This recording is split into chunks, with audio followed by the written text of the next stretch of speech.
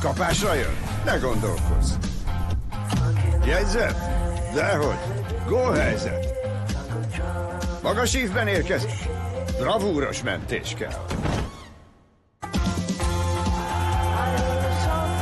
Ha te is mindenben a játékot látod, akkor itt az idő, hogy beszállj! Fogadj a nyári mérkőzésekre, hogy ne maradj izgalmak nélkül. Tipmix Pro. Tudjuk, mi a pálya.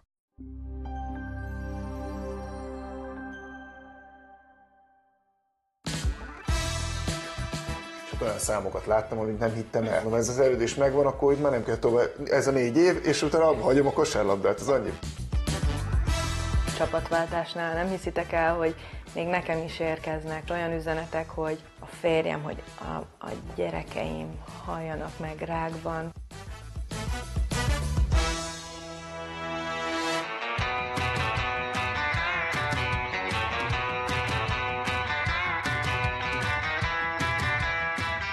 A családomra vagyok a legbüszkébb, és arra a kis közösségre, amit a feleségemmel együtt megteremtettünk. Ezt az a magyar kosárlabdázó Hanga Ádám nyilatkozta, aki egyébként sportágában az európai szintéren minden trófeát begyűjtött, amit be lehet. Nyert Euróligát, volt bajnok, kupagyőztes, szuperkupagyőztes, sőt megválasztották korábban a kontinens legjobb védőjének is. De ez az út sem csak sikerekkel volt kikövezve. És megérkeztünk Hanga Ádám még balatoni otthonába. Ha minden igaz, akkor az egész család itt van most, hiszen itt várják, hogy újra Budapestre költözhessenek.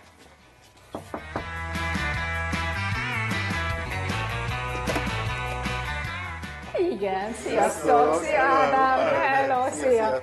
Köszönjük, hogy fogadsz minket, sziasztok, hello hölgyek, sziasztok, jó benneteket is látni, hello! Mehetünk beljebb egy picit? Köszönjük! Hát nagyon strand feleséged van. Köszönöm, fantasztikus, és nagyon örülök, hogy most egy picit kaphatunk abból a háttérből is, ami végül is ezt a fantasztikus karriert, nyugodtan mondhatom, hogy támaszként minden szempontból körülöleli. Emlékszel még? Fel tudjátok idézni? És ezt így a magam életemben is szoktam arra gondolni, amikor még úgy az ember fiatal párként gyerektelenül neki indult a világnak, mert azért ez időben azért nincs olyan nagyon messze, de annyi minden történt veled a szakmai utadon. Milyen volt az? Nagyon-nagyon sok. Mi szoktunk erről beszélgetni, hogy annyi helyen és annyi szituációban éltünk már, hogy néha olyan, mint hogy egy másik életnek tűnne. Mert ugye mi már, ugye én 18 vagy 19 éves voltam, amikor mi ugye megismerkedtünk, és ugye 21 vagy 22 voltam, amikor ugye megházasodtunk, 23 voltam, amikor ő született először, és akkor most leszünk, azt hiszem most 17 éve leszünk most már együtt, ha jól számolom. Bár javíts ki, hogy Gratulálok! Én nagyon-nagyon gyerek voltam, amikor megismerkedtünk, ő ugye egyetemre járt, csinálta 2 egyetemet, kimentünk együtt, ugye először még amikor megismerkedtünk, akkor én az Albakonba játszottam, ott is éltünk együtt egy pár évet, és akkor utána ugye együtt mentünk ki Márézába, és az első év az nagyon-nagyon szuperül sikerült, ugye tényleg nekem ugye egy óriási lépés volt, nem csak ugye szakmailag, hanem mint ember is, hát 20 évesen ugye kimenni egyedül, hát emlékszem a búcsú bulimon sírtam a barátaimmal, úgy mentem el, mint hogyha sose térnék vissza, ami nyilván akkor egy kicsit visszagondolva abszurd, de nagyon-nagyon jó volt ez a kaland ugye együtt, hát akkor még nyilván arra volt szó, hogy ugye Máréza az 60 kilométerre van Barcelonától, mindig jártunk bulizni, barátok, stb. Rengeteg ember jött minket meglátogatni, tehát teljesen más, ő pedig mellette ugye végezte ugye az egyetemet.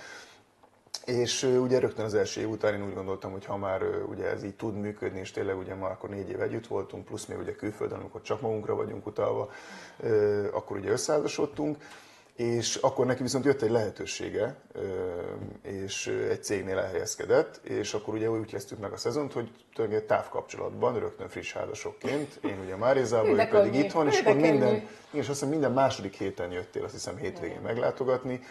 Na hát ezt körülbelül január vagy februárig bírtuk, és én mondtam, hogy ez így nem fog működni.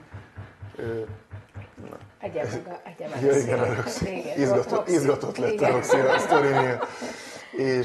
És akkor ez így nem tud tovább működni, és rögtön ugye akkor ott hagyta a munkát, és kiköltözött, és hát ugye akkor rögtön tervészetesen lett az első gyümölcse ennek.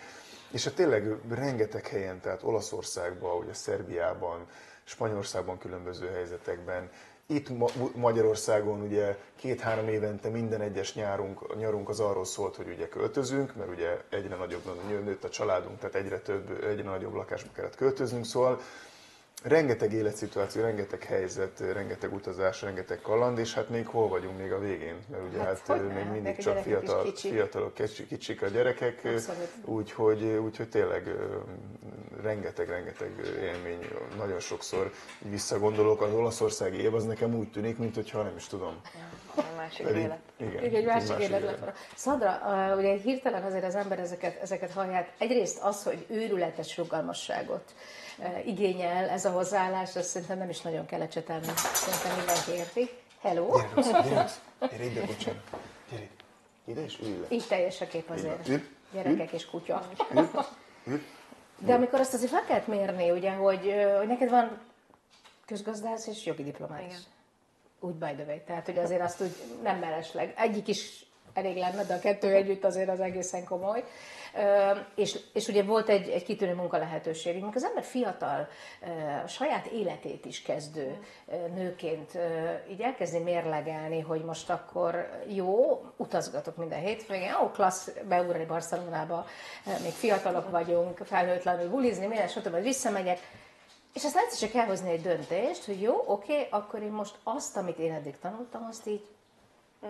Igen. Ez mennyire volt neked könnyű, vagy magától értetődő? Magától értetődő volt, nem volt döntéshelyzet igazából. De nem is úgy fogom föl, hogy én bármiről lemondtam. Szerintem még mindig van időm. Most már, hogy a gyerekek iskolában vannak, és készülünk 1-2 év múlva a visszatérésre. Én is úgy alakítom azért valamit. Már dolgozom otthonról, és igazából hálás vagyok, hogy így élhetem az életem, ennyi helyen voltam. Pályán mindig is ilyen voltam, csak igen, a magánéletben én viszont elkerültem folyamatosan a konfliktusokat. Tehát most se keresem, de viszont ha van, akkor viszont abba beleállok. Segít valakinek a magánéletben, vagy mondjuk a pályán kívül elkerülni a konfliktusokat, hogy mondjuk van egy kitűnő menedzsere, ügynöke, barátja, ugye Lóránt Andrásról beszélünk, akivel ezt a csodálatos utazást együtt megéltétek, és én Andrést is régóta ismerem, és tudom, hogy ő is ezen a pályán egyébként veled együtt mondhatom, pontosan, hogy emelkedett elképesztő magasságokba. Tehát az jó, hogy valaki előre lehet tolni, majd ő megharcolja? Persze, hát ez nem is volt, igen, tehát a karrierem elején, valószínűleg ugye ez közrejátszhatott, tehát az közrejátszhatott az, hogy mindig azt mondtam, hogy Bandi, és akkor Bandi egy ilyen pajsként funkcionált nekem igazából, de természetesen ő ott volt az összes kupa győzelmemnél, amikor térdműtéteim voltak, amikor kudarcok voltak, az esküvőmtől elkezdve, a mindenen, tehát hogy a gyerekek születése, tehát hogy ő minden egyes lépésénél ott volt, és hát ezt együtt értük el, tehát hogy nyilván nekem egy ilyen, nyilván a Szandra, aki a fő, a legfontosabb személy ennek, de hát nyilván a Bandi is ott van, és az egész család, meg ez az egész grup, ami úgymond körülöttem van, az nyilván a sikeremnek. Ez a mikrotímed, ugye? Így van, pontosan. A nélkülözhetetlen szereplőkkel benne. Egyébként ugye itt a Csisztus Podcastban még évekkel ezelőtt Andrást is meginterjúvoltuk, ugye más sportmenedzserekkel együtt, és nagyon érdekes volt, ami akkor erről az útról mondott, hogy ő abszolút együtt lüktet a barátjával, a menedzsertjével. Ha karácsony van, akkor valószínűleg neki nincs karácsony, mert veled van, ha születésnap, és a többi, persze sikerek, kudarcok együtt. Egyébként nem haragudtál emiatt Bandira, hogy sokszor ő elvállalta ezeket a pajzsszerű helyzeteket Ádám helyett? Nem, a Bandi, és amikor beszélünk a családról, jó, hogy megemlített, tehát abszolút, hogy az Ádi miért olyan, amilyen, és miért ilyen sikeres, tehát a Bandi nélkül nem itt lennénk. Tehát ez egy szuperül működő csapat. Milyen Ádám, amikor bosszús, amikor csalódott, amikor mélyponton van? Hát azért azt megérezni otthon is. Most már megtanultam elhatárolni azt, hogy nem velünk van a baj, de azért rossz, hogyha valaki hazajön, és úgy folyamatosan boldogtalannak tűnik, de ez addig tart, amíg ki nem jön a csapat a hullámvölgyből, és akkor helyreáll az élet. Tehát ezt most már nem veszem személyes sérelememnek, de azért nem könnyű. Hazaviszem sajnos nagyon sokszor. Most már nyilván egyre kevésbé, vagy igazából jobban tudom most már kezelni ezeket a helyzeteket, de az igen, tehát a karrierem a barcelonás időszakban főleg ott nagyon nagy nyomás volt rajtam, teher volt rajtam, és azt persze hazavittem. És nem is nagyon ment, voltak szituációk, amikor nem ment a csapatnak, és azokat, igen, de ő is most már látja rajtam, és tudja kezelni. Nekem nagyon sokáig volt egy ilyen life coach, mentor, pszichológus, bárminek is hívhatjuk őt. Én a baszkóniás időszakban, tehát 2015, 16 vagy 16-17-es szezonban kezdtem el vele dolgozni, és utána egy ilyen 5-6 éven keresztül végig dolgoztunk, nagyon-nagyon sokat, egy héten egy vagy két session volt mindig. Fő profilunk úgymond az volt, hogy hogyan tudok egyre jobb és jobb líderré várni, ugye akkor csapatkapitány lettem ugye a Baskoniánál, és hogy hogyan tudom nyilván a csapatot úgy formálni, ahogy ezt én szeretném, és nyilván mellette voltak apró kis céljaink, amiket mi magunk kitűztünk, és hogy azokat hogyan tudom elérni, és hogyan tudunk tovább lépkedni, de nekem az nagyon fontos volt szintén, tehát hogy szerintem akkor a Szandi is tényleg egy csomószor figyelte, nézte, hogy úristen, milyen grafikonokat csináltunk, meg mindent, tehát nagyon érdekes volt tényleg. Értesz a kosárlabdához egyébként? Hát nem annyira, mint ahogy... Most először mondja ezt, amúgy azt szoktam mondani, hogy igen. Lennék mást mondani. Jó, de hát nyilván ezt nem lehet nem felvenni, ugye? Tehát, Persze, szeretem a sportot, szeretem az Ádit nézni, de ha mondjuk ő nem játszik, és a csapat, tehát hogy nem vagyok személyesen érintett, igen, akkor... Tehát nem volt minden, hogy ketten leültünk megnézni egy teljesen semleges mérkőzést, úgyhogy én viszont egy kicsit ugye a másik oldal vagyok, tehát én megnézek mindent, tehát hogy a litván másodosztályi meccset is le tudok ülni, és meg tudom nézni. Nagyon sok mérkőzés van egy nap, és én a meccsem előtt, hogyha nem megyek ki bemelegíteni, vagy ki is megyek bemelegíteni, bejövök, akkor más meccsét nézem. És valahogy, mintha nyomást venne le rólam az, hogy más meccset nézek. Ezt így tudtam fejben valahogy így felfogni. Nem tudom, hogy miért, de mintha azt látnám, hú, hát ott úgyis már játszanak, hát nekem is nem sokára játszanunk kell, de ugye ez egy egyszerű sport, hát ott van, be kell dobni, és hogy így nagyon-nagyon le tud nyugtatni. De érdekes dolog ez. Na hát az például egy olyan szakmai titok vele kapcsolatban, amit nem ismertünk, hogy... Igen. És talán lehet, hogy olyan skill, vagy egy olyan ötlet, ami lehet, hogy majd a jövőbeni utódoknak is segítség. Tényleg érdekes, hogy hogyan lehet ezt az egyébként óriási nyomást, mert azért az volt. Óriási nyomásokat kellett elviselni, és hát ugye nem elég, most ez a műsoridő ahhoz, hogy ezt a páratlan, sikeres pályafutást átbeszéljük, de azért arra nagyon kíváncsi lennék, hogy azt hogy éltétek meg, amikor mondhatni, hogy önhibádon kívül a Barcelonából el kellett jönni egy brutálisan sikeres időszak után, és amit utána kaptál, indokolatlanul, gyakorlatilag ugye a Real Madrid játékosaként értem én, hogy ugye ez azért egy viszonylag nagy váltás, ugye a két nagy klub szemszögéből és a drukkerek szemszögéből. De azért ez a kulcsmondat elhangzott, hogy sosem a pénz számított, és mégis megtaláltak ezekkel a ronda mondatokkal. Ez része a sportnak, tehát hogy ez elkerülhetetlen, így ugyanúgy megtaláltak, amikor Baskoniából mentem Barcelonába, pénzéhez, stb. Bandi mondta nekem mindig, még emlékszem a karrierem elején, hogy Ádi, a kosárlabda az egy csapatsport, de igazából, hogyha jobban belegondolsz, akkor ez egy egyéni sport ugyanúgy. Mert nyilván mindenki saját magának próbálja az utát kitörni. Ott is ugye a Barcelona, mint klub hozott egy döntést, hogy nem szeretnék velem folytatni. Hozzáteszem, hogy úgy ráadásul, hogy ugye nekem élő szerződésem volt még egy évre, tehát ők kivásároltak engem a szerződésemből, az élő szerződésemből, kifizettek az egy évet. Tördöfés volt a szívedben? Nagyon, persze. Hát nekünk ott volt a házunk, a gyerekek, a kutyát pont akkor kaptuk meg. Én arra gondoltam, hogy mi onnan fogunk visszavonulni, tehát az egész életünket erre raktuk be. Tehát, hogy...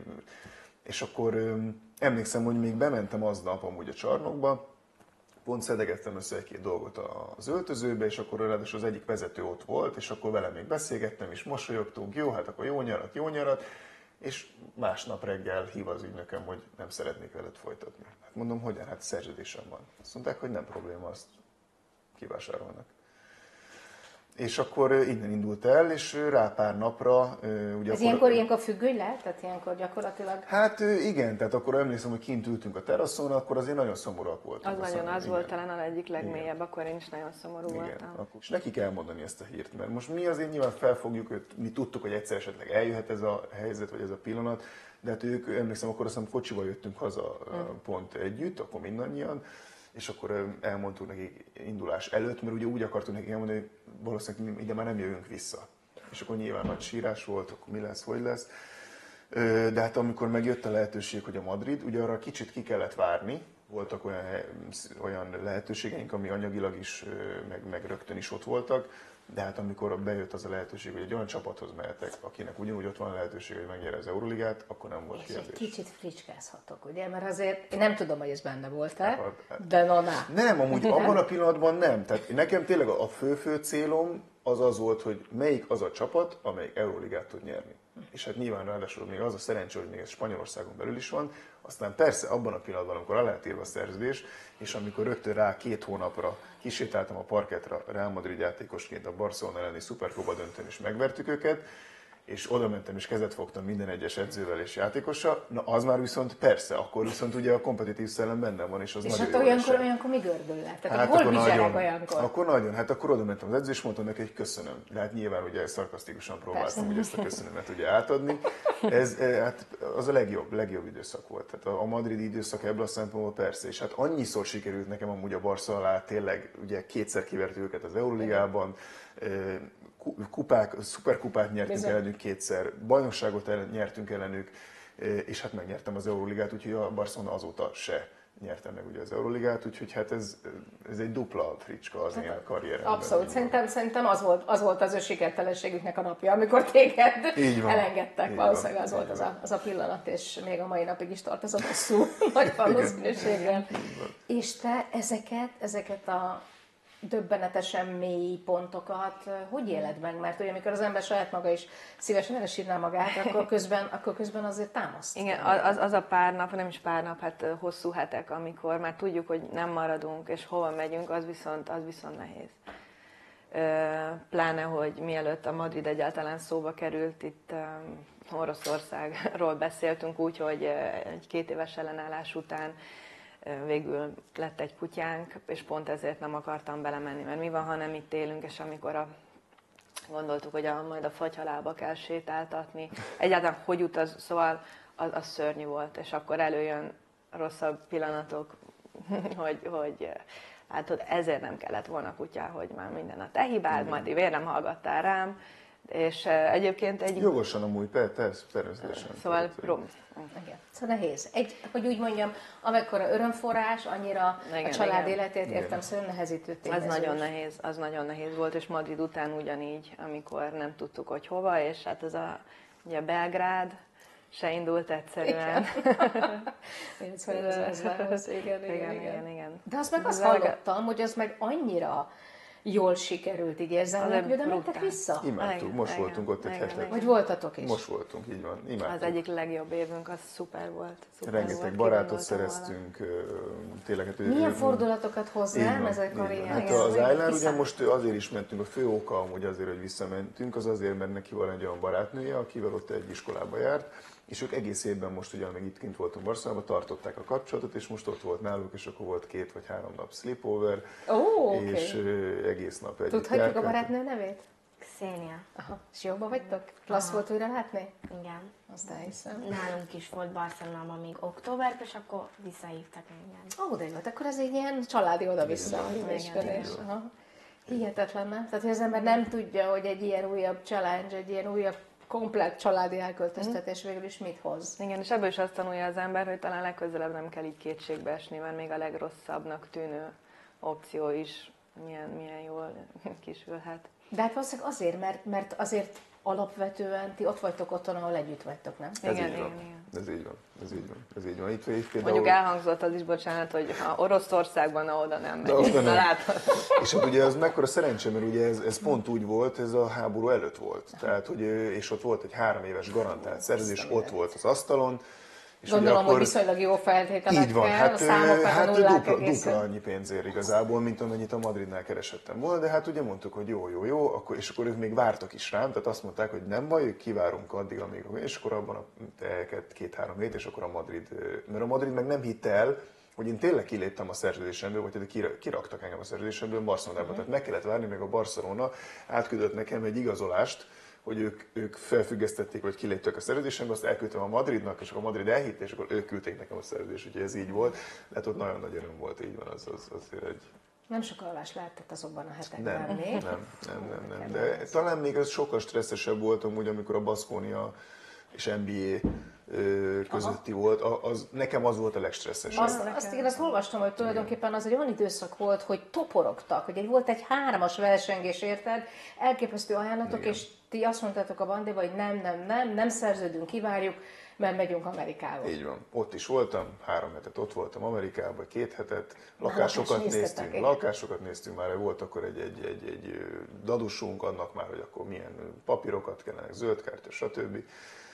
És akkor végül nem lett belőle semmi. Ezt értsük már meg, segíts nekünk egy picikét, mert itt pont lefele jövet itt a kollégákkal beszélgettünk erről, hogy vajon mi jó ebben egy ilyen csapatnak? Az, hogy tulajdonképpen lestoppol olyan kvalitású játékosokat, akik biztosan a másik csapatnál nem fognak játszani? Hát így van, igazából, hogy a draftolás önmagában egy nagy dolog, ugye? Ez azt jelenti, hogy valaki szeretné a te tudásodat. Azóta szerintem nagyon-nagyon sokat változott ugye ez az egész. Akkor időben ugye az volt, hogy az első körben az első 10 vagy 15 játékosnak garantált szerződése van, azok rögtön mennek az NBA-be, és onnantól kezdve, főleg akik a második körben draftolnak, és főleg európai, azokat ott hagyják Európában, hogy fejlődjenek, és akkor, hogyha egyszer elérik azt a szintet, akkor le tudod igazolni, de ugye nem ajánlanak neked garantált szerződést.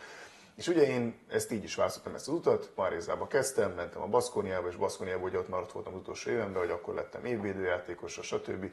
Euroligát, Final Four-t játszottunk, és hát Európa egyik legjobb játékosa voltam.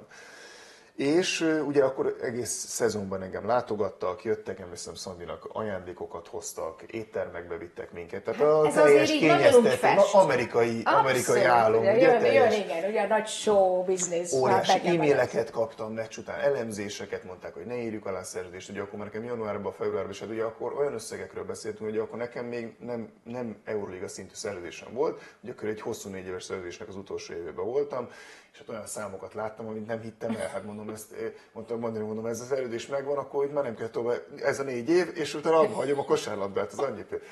És hát akkor mondtuk, hogy nem. Tehát óriásit kockáztatom, ráadásul ki is ment a bokám, nagyon nagy kockáztattunk azzal, mert ott volt, bármi történik velem. És akkor ez a nyár, ez ilyen hosszú volt, és valahogyan nem akartak leigazolni engem, akkor már én mondtam, hogy megyek akkor is, minimum pénzért, ha kell, én fizetek, csak hagyj menjek. Fú, és ezeket te hogy? Te azt mondtad, hogy oké? Ilyenkor olyan is van, hogy a közgazdász jogász agyad, az mit mond ilyenkor?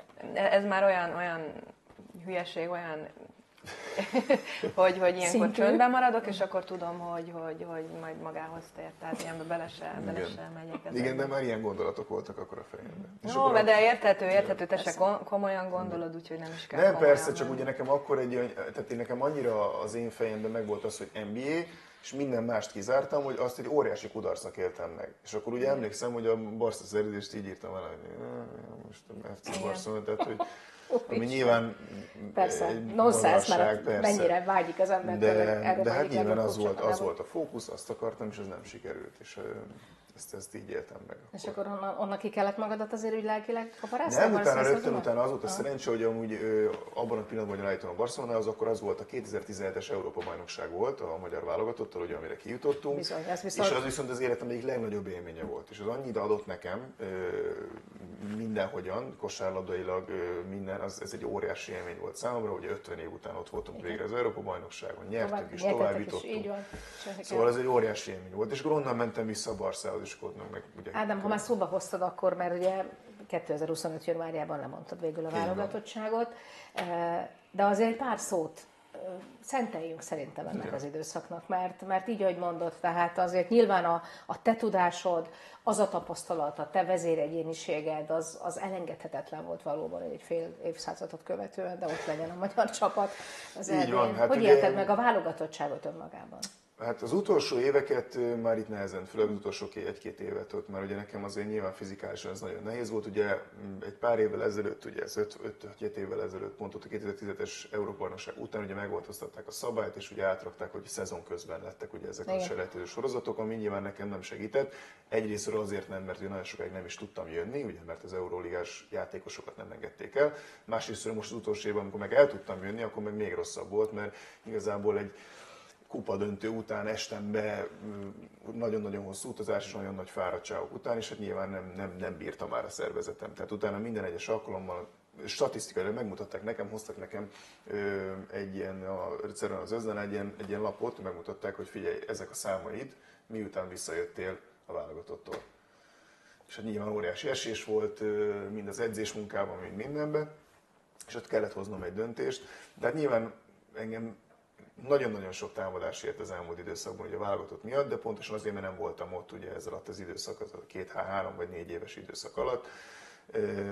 És akkor mindig az emberek azt mondják, hogy nem voltam ott a válogatottban, de hát ugye ezt elfelejtik, hogy én 17-8 éves korom óta válogatottban vagyok, és most 37 éves vagyok. Tehát azért eltöltöttél egy pár évet.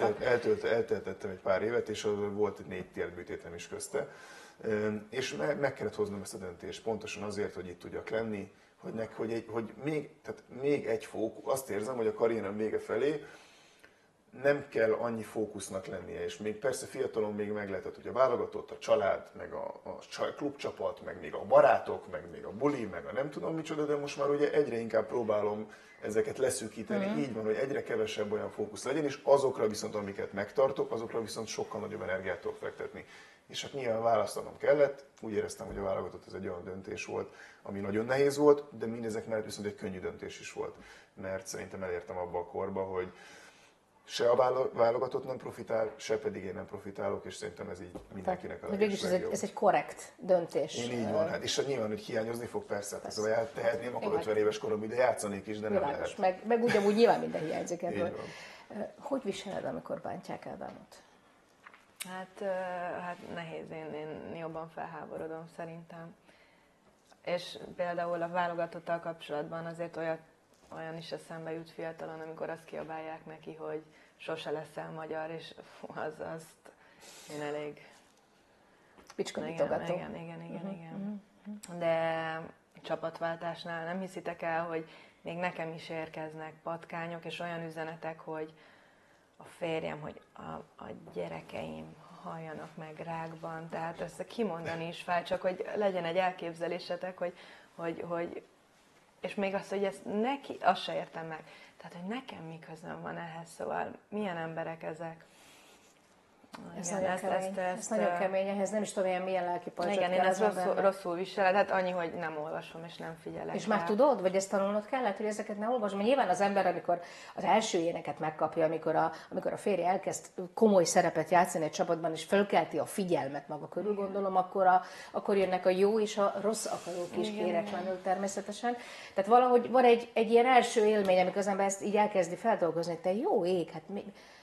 És ezt meg kell tanulni, hogy ezt az ember hogy pattints alá magáról? Én csak lépek 2 lépést hátra, én pont azért sem szeretek sehol tehát ez azzal, hogy közszereplő vagy, ne adj Isten híres, bizonyos körökben, hát Spanyolországban, Belgrádban nem lehetett elsétálni az utcán. Tehát ez nem csak a jó, ennek van egy rossz oldala. Tehát én inkább lemondok a jóról és rosszról, de ezt nem...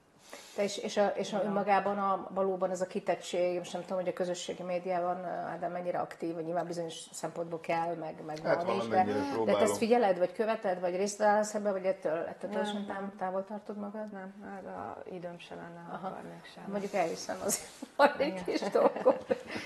Még egy dologról beszéljünk, és a te véleményed is érdekel, ugye, de kezdjük talán a szakmai oldalról, hogy elképesztő a te sokszínűséged a kosárlabdában. Egyrésztről áldás, másrésztről pedig nem is, mert nagyon sokszor pont ez van, hogy most hol játszassuk, mert itt is jó, meg ott is jó, de igazából most úgy kicsit olyan posztalan.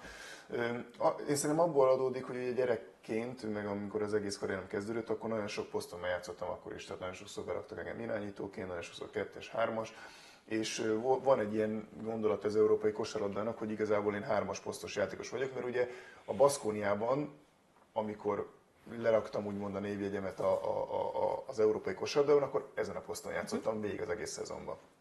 És akkor mindenki azt mondta, hogy akkor egy 3-as játékos, de ugye most az elmúlt 5-6 évben igazából a karrieremben többet játszottam irányítót, mint bármelyik másik poszton. Ez azt gondolom, hogy az edzőknek nyilván jó dolog, mert hogyha vannak sérülések, akkor én mindig be tudom pótolni ezeket a pozíciókat.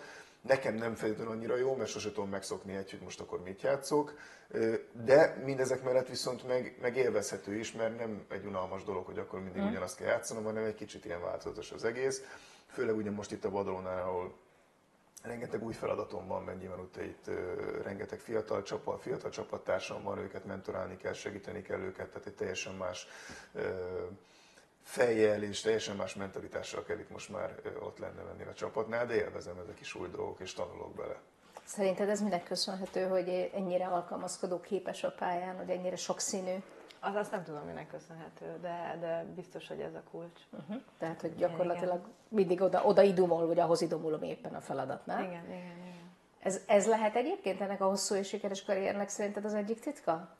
Szerintem igen, nem véletlen, hogy mindenhol nagyon szeretik, és a Badalónában az is elhangzott, hogy ha már nem úgy játszol, nem úgy mozogsz, nem dobsz annyi kosarat, maga a jelenléted milyen értékes. és ez erőtér biztos körbeveszi őt szerintem a pályán, amit valószínűleg az ellenfelek is tisztelnek. Igen. Igen, idén nagyon sokszor megkaptam, hogy fújtok egy faltot rajtam, akkor csak azért, mert te vagy, mondom, ne idegesítsetek már, nem, mert ez tényleg falt volt. De igen, én azt gondolom, hogy az mindenféleképpen azért is kapok most már szerződéseket, nyilván amiatt, hogy most a szakmai oldala, de azért, mert ugye amit az elmúlt 10-15 évben ugye mint csapattárs, mint segítség úgymond leraktam az asztalra, szerintem az mindenféleképpen segít ezen. Tehát tudják azt, hogy milyen ember vagyok, tudják azt, hogy segítek, csapatot helyezem előre, mindig abban gondolkodok, amikről beszéltünk, hogy hazamegyek és napokat nem tudok aludni, mert a csapatnak nem működik. Annak ellenére, hogy mondjuk lehet, hogy nekem például akkor jól megy. Ez nagyon de együtt fontos. Rezegsz a többiekkel. Igen, ez nekem szerint. fontos, és hát nyilván most pedig egy olyan csapatba kerültem, ami tökéletes, mert nyilván hogy most már fizikálisan nem tudom ugyanazt nyújtani, mondjuk 5-6 éve, mentálisan viszont sokkal előrébb járok, és nagyon sokat tudok segíteni mind a csapatnak, mind a pályán, és mind a pályán kívül. Arra vagyok kíváncsi, hogy mi lesz, hogyha abba hagyja a kosárlabdát. Tehát, hogy erre hogy lehet készülni, talán még te se tudod, hogy... Ja, hát készülök rá, de nem lehet úgy. Tehát nem lehet. Tehát, hogy nyilván készülök úgy, hogy miket lehet majd csinálni, mik azok a dolgok, amik érdekelnek a kosárlabda után, de nyilván lelkileg nem tudom magam 100%-ig felkészíteni. Tehát, hogy ez nyilván egy olyan dolog lesz, amit eddig csináltam, egy teljesen más élet. Most nyilván lehetnék edző, ugye, de hát azt aztán nem akarom velük, hogy most ugyanezt az életet, amit eddig éltünk, ezt most csináljuk tovább, sőt még rosszabb, mert akkor évente lehet, hogy változtatni kell. Úgyhogy meglátjuk, de izgatottan várom amúgy, tehát mellette nyilván van egy izgatottság is. Nagyon várjuk azt is amúgy, hogy mint család hazaköltözzünk Magyarországra, mert ugye a terv az, hogy itt szeretnénk megpróbálni, aztán meglátjuk, hogy ez most működni fog, vagy nem fog működni, de reméljük, hogy működni fog. Hát igen, nagyon úgy fest, hogy itt azért egy szerető, ölelő környezet vár benneteket, a bázis, ha jól értem, ahonnan ilyen csillagtúra-szerűen mindig el lehetett menni.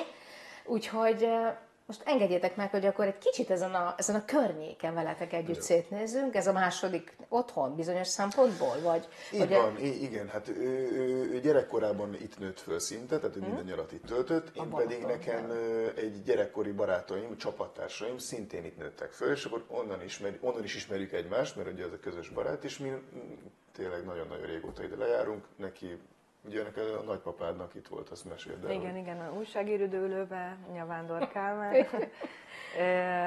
és innen is, tehát nem véletlen, hogy ő is, ugye nekem a gyerekkori legjobb barátom ugyanúgy a üdülő másik feléből, neki a legjobb barátja, Ájlinak a keresztapukája, és így már... Akkor ide is, fiatalon, ezer szállal kötöttök, úgyhogy el tudom képzelni, hogy ez több, mint nosztalgia bizonyos szempontból ide jönni. Na hát akkor most ugyan viszonylag csend van, úgyhogy nem tudom, hogy a kisebbekkel mi a helyzet, de akkor becsatlakozunk egy ilyen kis kellemes Balatonparti sétára hozzátok, jó? Szuper. Köszönöm szépen, ott folytatjuk. Köszönjük. No, hát itt a balatoni, egész pontosan Siófoki Ezüstparton sétálva azon gondolkodtam éppen, hogy aki ugye tényleg a világ legszebb helyein lakhat, mert azért valljuk meg Barcelona, meg Madrid, meg hát nyilván Spanyolországban is más helyek, de talán még ugye a szerbiai élmények is, annak mit jelent ez, Ádám? Tehát itt ez mit ad ez neked, hogy mondjuk elnézel és látod a túlpartot? Hát én itthon mindig nagyon-nagyon jól érzem magam, és nyilván Budapest és Balaton ez a két olyan lokáció, ugye, ahol a legtöbb időt szoktuk eltölteni. A Balaton az nekem ugye bármilyen más tengerre felér, úgyhogy én nagyon szeretek itt lenni. És nyilván egy picit ugye visszahozza a gyermekkoromat, ugye nagyon sok időt töltöttem itt a barátaimmal, rengeteg emlék, Itt volt még a Palace diszkó, ahova jártunk még a barátokkal, meg be Siófokra, ugye a Petőfi sétányra.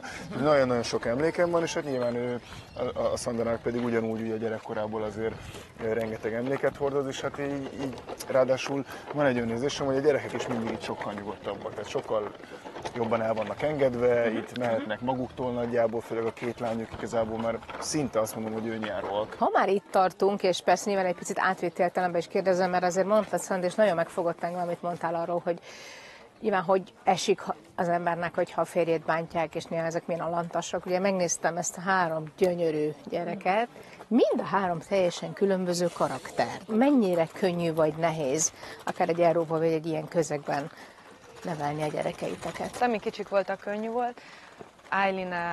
Ájlinál már vannak problémák a váltásokkal, tehát Belgrádban, ami egészen más kultúrájában az iskola, a közönség, a nemzetközi iskolákban, ott mindkettőnek osztályváltás, ott azért nagyon involváltuk magunkat, hogy kialakítsuk és elérjünk odáig, hogy most már van egy jó barátnője, az nem volt olyan nagyon könnyű.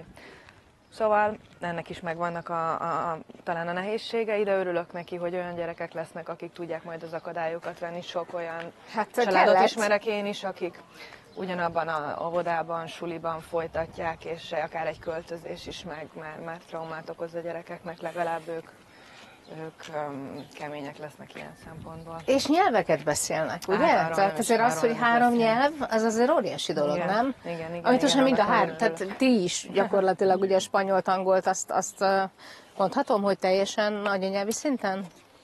Hallottam, hogy Nikó fiadhoz spanyolul is szóltál az előbb, nem csak magyarul. Igen, de csak azért ilyen, mert megszokásból, mert ugye ő még csak spanyolul válaszol, tehát ő spanyolul beszél, és akkor néha én is spanyolul válaszolok. Valószínűleg ez még ez a korszak, amikor keverednek, ugye, a nyelvek a gyerek fejében. De például addig, amíg nem volt ChatGPT, addig én például az Ájlival írattam meg az összes spanyol e-mailemet, mert ő neki megvan az érzéke, hogy tényleg anyanyelvi szinten beszéli. Ez miért cuki? Tényleg, meg hogyha bármilyen üzenetet kell, kicsit hivatalosabb üzenetet kell írnom, akkor az Ájli segített a nyelvtanban. Úgyhogy nekik azért tényleg ez a nyelv dolog, én mindig mondom nekik egy akkora ajándék, tehát én 20-21 éves voltam, amikor kikerültem, és nem beszéltem semmilyen nyelvet, még makogtam egy picit angolul, és tényleg azóta azért nyilván megfordult nem a világ, úgymond. Abszolút, hát igen, ez már önmagában egy óriási adalék és egy hozzáadott érték az életetekhez. És a sport vajon, ugye? Mert itt erről még nem beszéltünk, hogy itt van 3 kitűnő adottságú gyerek nagyszerű génekkel, hát le a kalappal te is, mint aki egész életében sportolt, szóval, hogy van valamilyen horizonton, van ilyen terv? Egyáltalán, Ádám, te szeretnéd, hogy bármelyik gyermeked aktívan, komolyan megy a sportot? Engem nem érdekel, lesz mondjuk profi sportról vagy semmi, én viszont kikötöttem nekik, hogy választaniuk kell egy sportot. Tehát azt mindenféleképpen csinálniuk kell. Sasha pont ő eddig kosárlabdázott, most eldöntötte, hogy ő vált röplabdára, mert a nagyobbik lányom szintén röplabdázik, és akkor úgy megtetszett neki, mert most nagyon sokat jártunk végre versenyekre, tehát az Áli most már versenyszerűen kezdett el röplabdázni, és ez szerintem nagyon tetszett a Sásának, attól függően neki is voltak kosárlabda mérkőzései, de hogy a röplabda az egy kicsit csajosabb, több lány van benne, ugye a kosárlabdából. És valószínűleg magasak lesznek, tehát gondolom, hogy adottságok azok együtt állnak. Tényleg csak az a fontos, hogy az élete része legyen a sport, hogy megszokja azt, hogy a sport az ott van, hogy még azt kell, hogy mondjam, hogy talán, mint hogyha preferálnám egy picit a csapatsportokat, hogy megtanuljanak csapatban sportolni. Ezt meg tudom érteni. De ettől függetlenül, hogyha most ő azt mondaná, hogy teniszező akar lenni, akkor sem mondanám, hogy nem, csak valamilyen sportot. Hát mégis 3 edzés, 3 irány, milyen könnyű ez nem vinni, hozni őket. Hát mi taxisofőrök vagyunk délutánonként, tehát logopédia, röplabdaedzés, kosáredzés, valamilyen orvosi időpont, Nikónak. Nyugtass meg, hogy van azért egy órarendel, ahol be van írva, hogy ki hova, mikor van, csak amikor egy helyen vagy 2 helyen kell egyszerre lenni, azért az még neked sem megy. Az nekem. Már 2 helyen néha, de 3 ugyanik. Igen. Na jó, hát még szeretném egy picikét ugye a sokféle kultúrából azért a gasztronómia rejtelmeibe is elmerülnénk, mert úgy hallottam, hogy kitűnően főzöl, nyilván te is, úgyhogy még a beszélgetésünknek legyen olyan záró helyszíne, ahol előtérbe kerülnek ezek a gondolatok is, jó? Rendben. Szuper. Megérkeztünk egy kényelmes Balatonparti teraszra, gyakorlatilag percek múlva lendelhetünk is, de ki milyen konyhát kedvel? Hát azért elég széles spektrumon volt alkalmatok megtapasztalni a különféle nemzeti konyhákat. Szerintem beszéltek a családnőjéből, és szerintem az olasz konyhát a kedvencünk.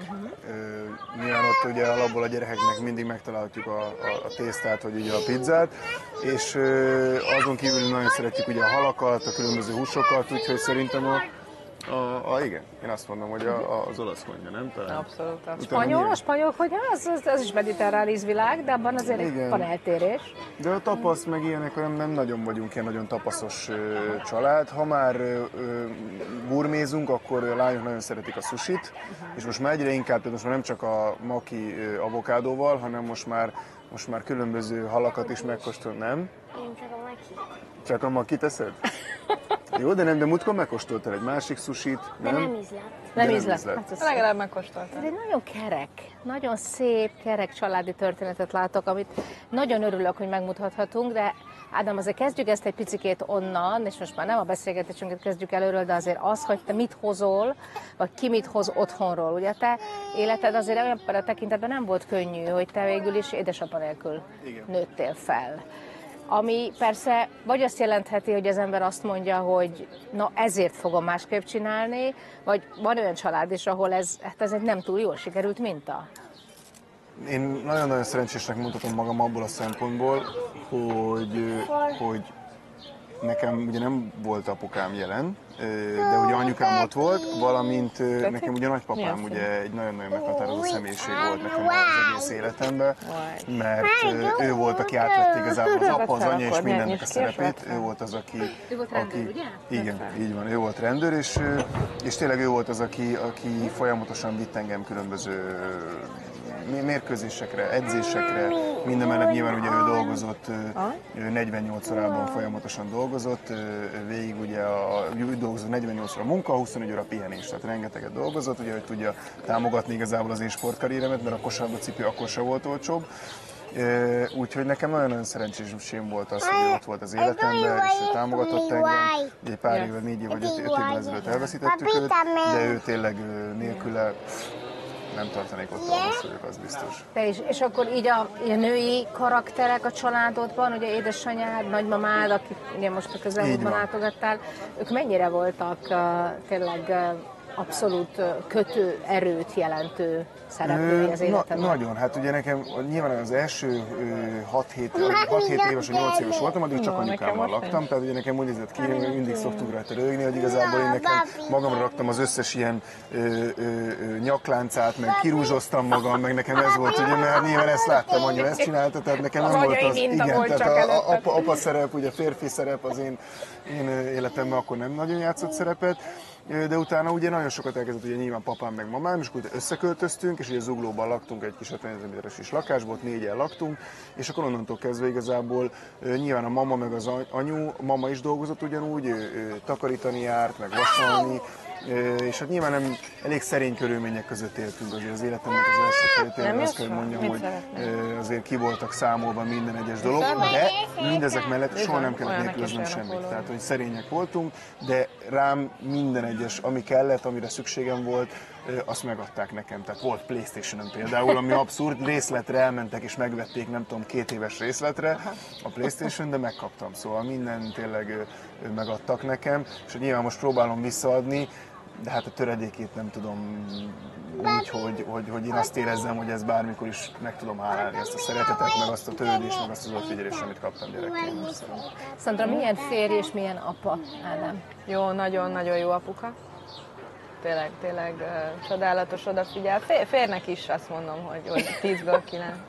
Öröm látni benneteket így együtt. Nem tudom, hogy mi van a horizonton, de amikor elsétáltuk mögöttünk, odaintettél egy kis csapatnak, egy kis kosártáboros társaságnak, akik természetesen ugye, hát mi más láthatnának benned, mint a nagy motivátort. Te látod magadat, Ádám, egyébként ebben a sportágban valamilyen szerepben a jövőben? Mert nyilván, aki történelmet ír egy sportágban, mint hogy ezt te több fronton megtetted már, annak van egyfajta viszonya a sikerhez. Ezt te hogy éled? Igen, hát én is nagyon kíváncsi, hogy mit hoz a jövő, és mi az, milyen lehetőségek lesznek nekem a jövőben. Azt gondolom, hogy rengeteg tapasztalatom van, és rengeteg tudásom van, amit felhalmoztam az elmúlt időszakban. Kár lenne ezt ugye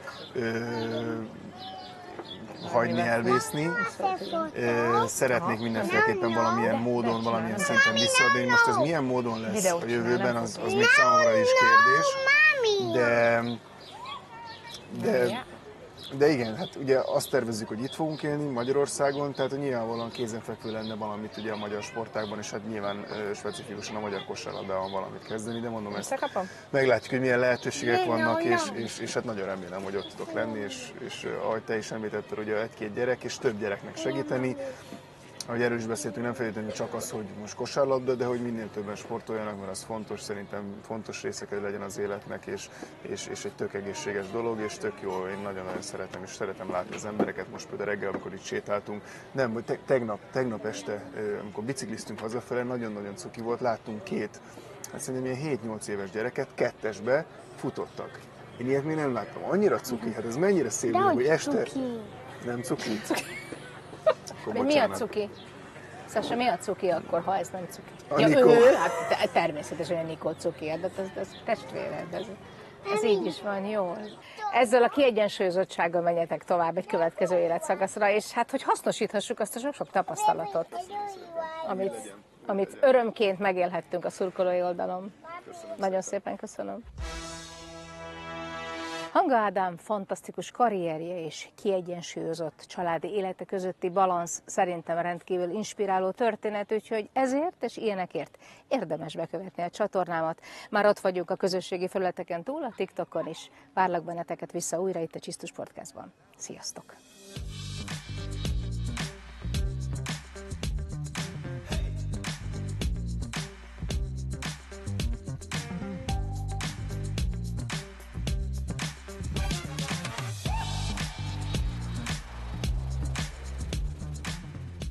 A műsor támogatói a Viktória Varga, a Zema Ékszerház, a primuslapur.hu.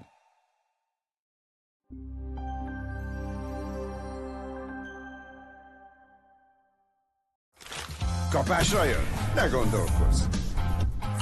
Jegyzet? Dehogy! Gólhelyzet! Magas ívben érkezik! Bravúros mentés kell!